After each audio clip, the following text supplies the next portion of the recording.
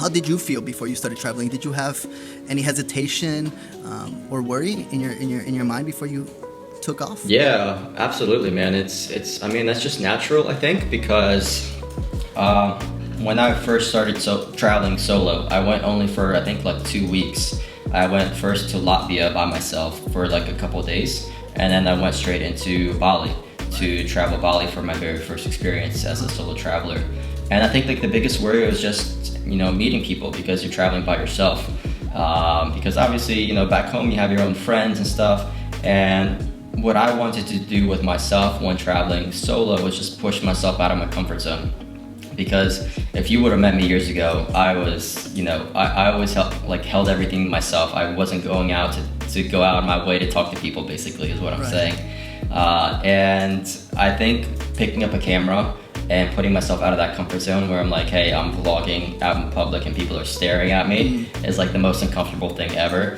And I think that was a great like baby step to push myself out there for like a week or two, traveling by myself, trying to meet new people.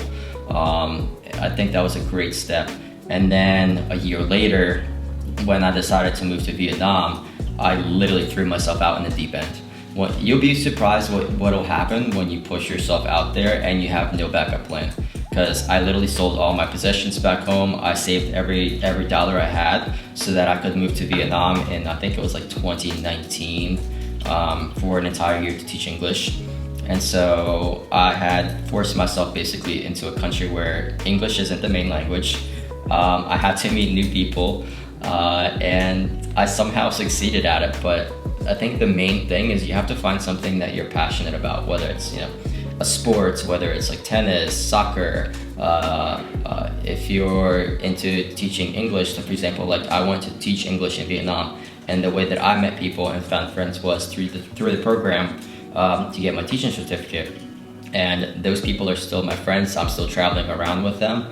And you have to find a niche, something that you're interested to, and bring it over to the country that you're traveling to. And that's how I met people originally.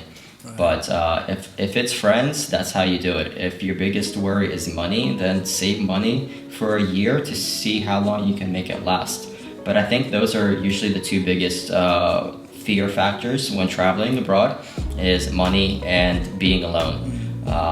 Other than that, dude, you're gonna have an amazing time if you just push those things away and you meet people naturally.